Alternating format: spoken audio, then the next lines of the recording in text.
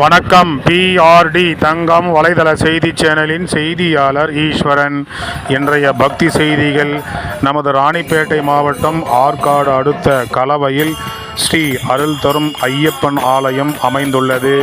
இன்று 14/6/2025 இன்று சனிக்கிழமை 282வது வாரமாக காலையில் ஸ்ரீ ஐயப்பனுக்கு பல்வேறு விதமான அபிஷேகங்கள், ஆராதனை, தீபாராதனை, பஜனை மற்றும் பக்தி பாடலுடன் சிறப்பு பூஜை நடைபெற்றது.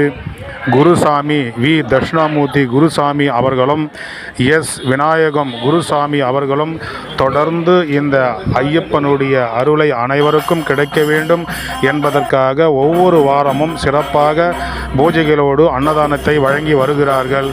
இது 282வது வாரம்.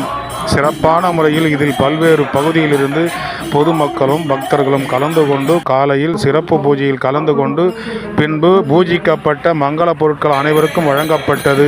அதைத் தொடர்ந்து அன்னதானமும் வழங்கி சிறப்பிக்கப்பட்டன. செய்திக்காக கலவையிலிருந்து பக்தி செய்தியாளர் ஈஸ்வரன். இன்றைய பக்தி செய்திகள்.